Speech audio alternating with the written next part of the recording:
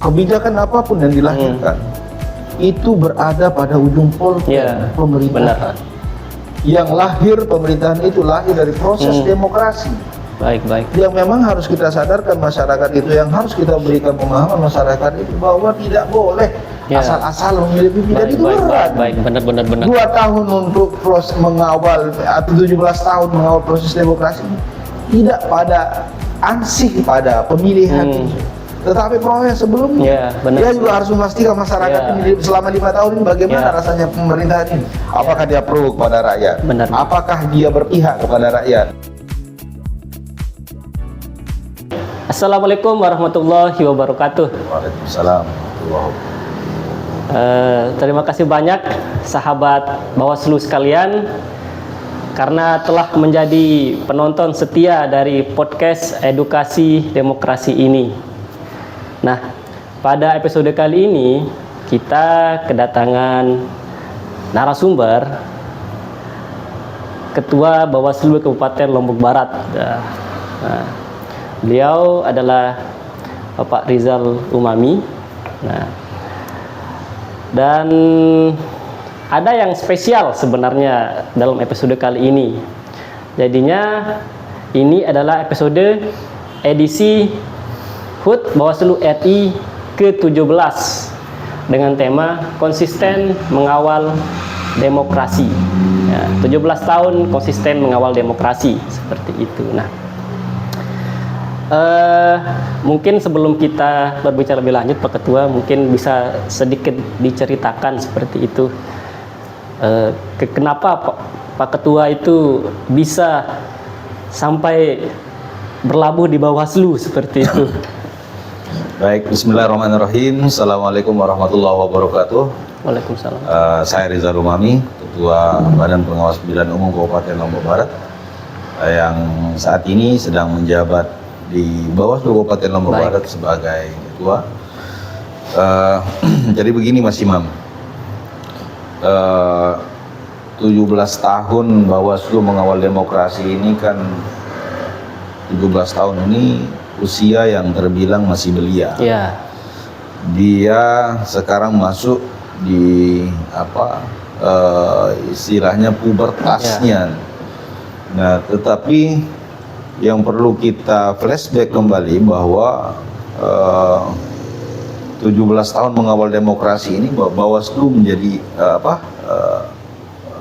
pengawas ini menjadi Bawaslu yang dipermanenkan.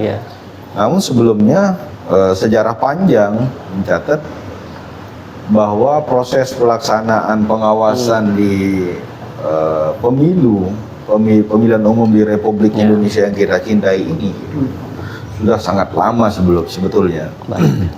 Nah, kita kebutuhan kepentingan negara kita dalam proses transparansi demokrasi di Indonesia ini memang sangat penting untuk kemudian ada lembaga yang berintegritas, yang tidak memihak, imparsial.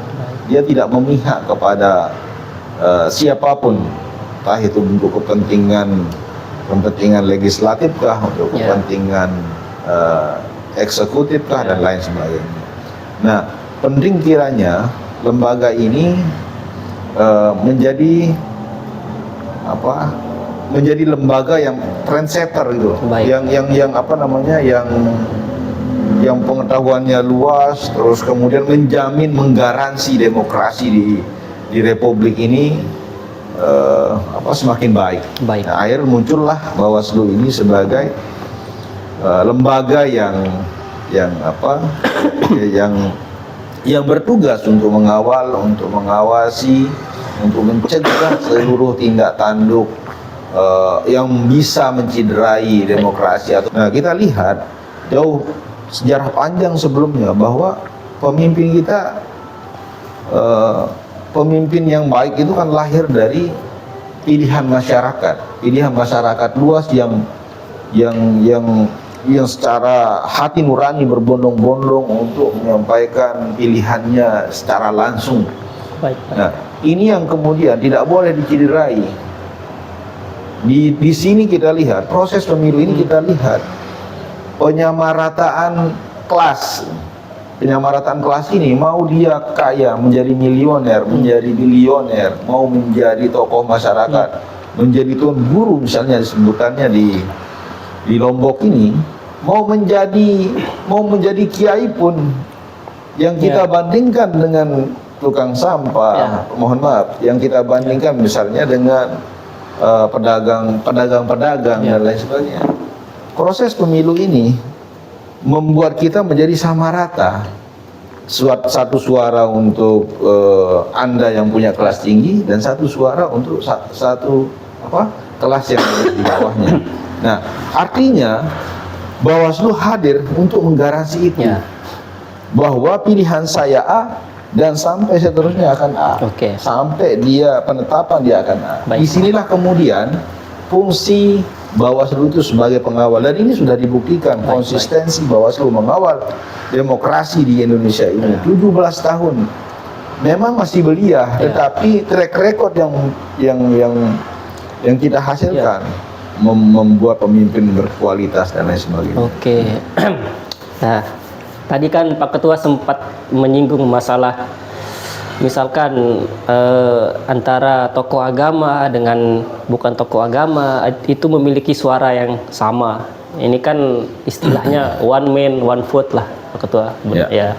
Nah, menurut Pak Ketua sendiri seperti itu dengan keadaan Indonesia yang masih istilahnya masih mengenal demokrasi itu kan, kalau dibandingkan dengan negara lain itu misalkan Amerika itu kan masih sangat masih sangat muda seperti itu Pak Ketua. Nah, menurut Pak Ketua itu perlu nggak sih edukasi demokrasi benar-benar mendalam seperti itu? Karena ada beberapa orang yang beranggapan bahwa demokrasi itu kan akan bisa berjalan dengan baik apabila pemilih itu teredukasi seperti itu Pak Ketua. Baik, tadi yang saya terlewat soal ketertarikan saya di Bawaslu. Kenapa kemudian saya akhirnya berlabuh di Bawaslu? Padahal sebelumnya yang perlu saya flashback sejarah juga di saya bahwa saya bukan hanya dari 2000 sebelum Bawaslu ini menjadi Bawaslu. Saya juga sering berkecimpung di dunia pemilihan. Yang sebelumnya namanya pengawas dulu, pengawas.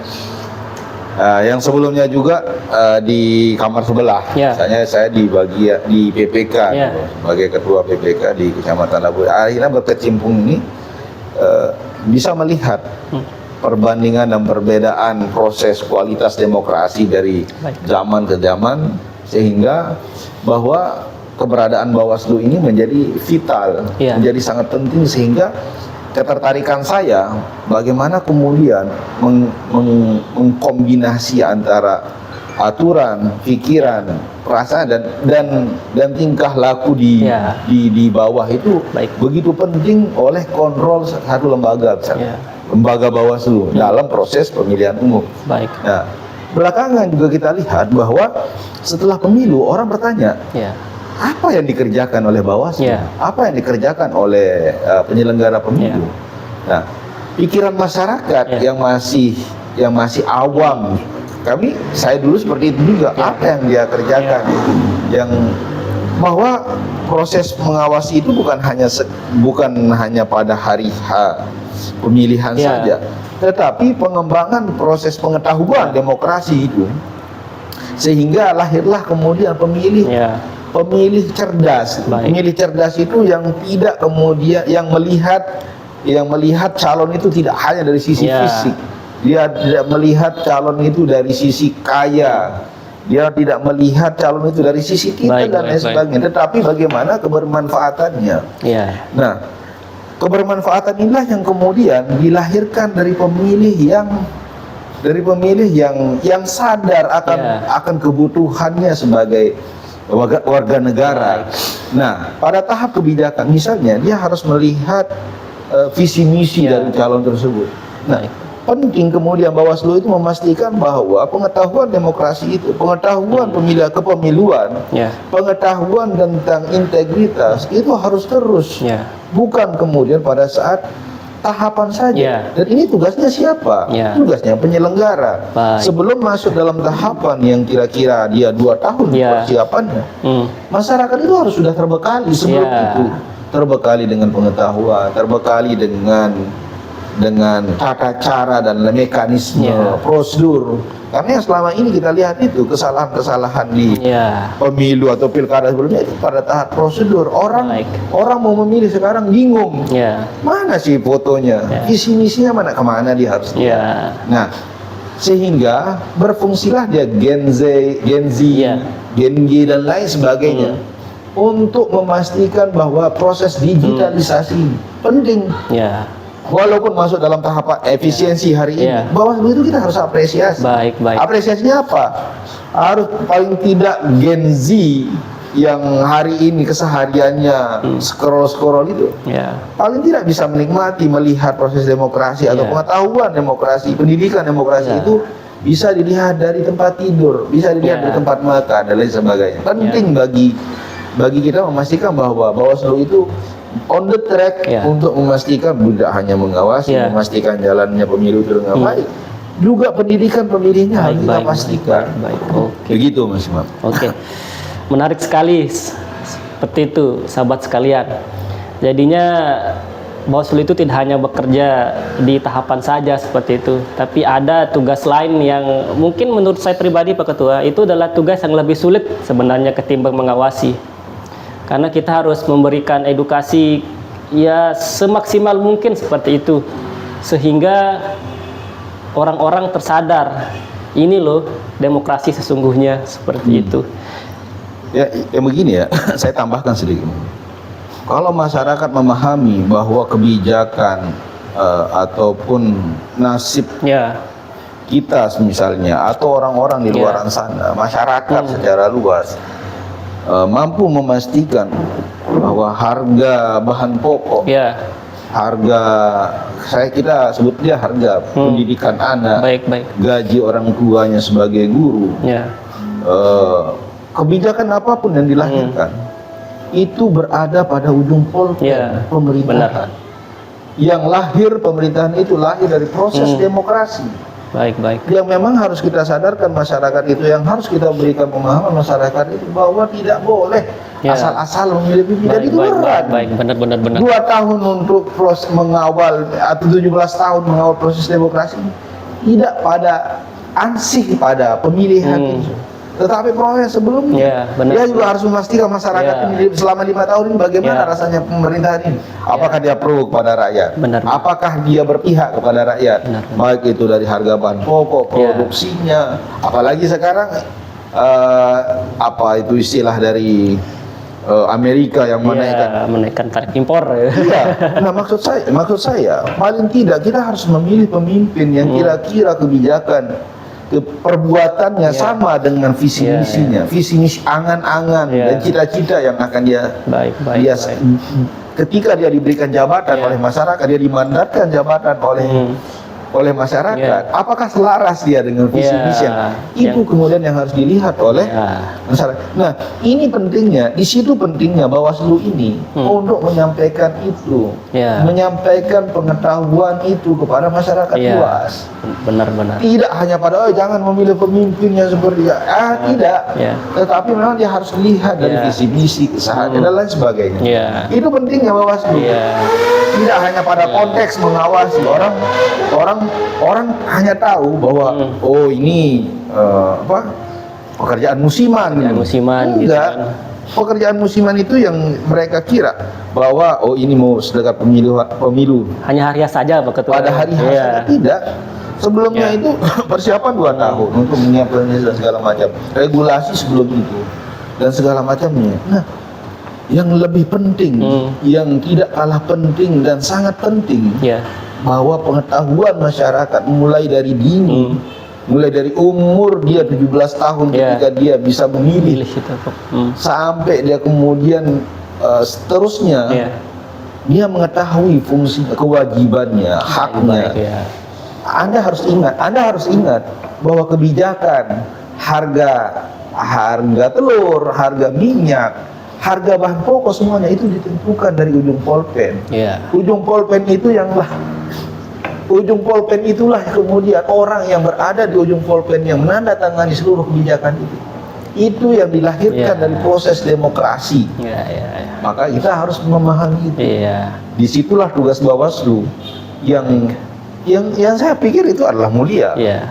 Untuk supaya kita tidak terjerumus 5 tahun ke depan. Benar. Kira-kira begitu. Iya. Jadinya karena orang kan pada umumnya nih Pak Ketua ya masih beranggapan demokrasi itu ya ketika kita milih-milih saja gitu loh, ketika kita milih di pilkada atau pemilu seperti itu. Setelah itu ya tidak ada lagi demokrasi, dan dalam artian tidak ada lagi proses demokrasi itu sendiri Pak Ketua. Nah, seperti itu. bisa kita lihat secara kasat mata. Kenapa kemudian tugasnya Bawaslu itu tugas salah satunya itu adalah mengawasi ASN, aparatur sipil negara yang tidak boleh secara main mata atau secara ini berpihak kepada salah satu paslon. Nah, kenapa kemudian pada masa tahapan itu dilakukan pencegahan, dilakukan penyampaian dan ataupun penindakan. Nah, karena sebelumnya mereka sudah harus mengetahui bahwa tugas mereka sebagai ASN itu ini. Tugas mereka sebagai ini. Dari sekarang mereka sudah harus tahu bahwa proses demokrasi itu tidak boleh ada campur tangan, yang tidak dibolehkan, yang di dalam aturannya karena semua rule, model atau apapun yang kita lakukan ke depan ini kan tidak boleh terlepas dari aturan. Baik. Aturan itu kalau menurut saya pribadi itulah kesepakatan. Kesepakatan siapa? Kesepakatan manifestasi dari masyarakat yang memilih wakil-wakilnya. Nah, manifestasi dari pemilu itu kan menempatkan wakil-wakil yang akan mengambil kebijakan-kebijakan mewakili masyarakat secara umum bahwa ini dibolehkan, bahwa ini tidak dibolehkan. Kira-kira begitulah. Sebenarnya ini kalau kita mau bahas lebih dalam ini bisa sampai 1 mingguan ini sahabat sekalian ya. Tapi ya berhubung karena waktu kita itu ya terbatas seperti itu ya. Kemudian ini Pak Ketua, mungkin di umurnya yang masih belia lah 17 tahun ini, apa harapan Pak Ketua seperti itu untuk Bawaslu ke depannya? Harapan saya pribadi untuk Bawaslu usia 17 tahun ini memang usia yang sedang menginjak remaja. Jadi mudah-mudahan ke depan kita sebagai Bawaslu itu tidak lelah untuk belajar. Tidak lelah untuk menyampaikan informasi sekecil apapun yang kira-kira itu sangat penting bagi pengetahuan masyarakat. Informasi-informasi penting. Nah, saya berharap Bawaslu ini tetap konsisten.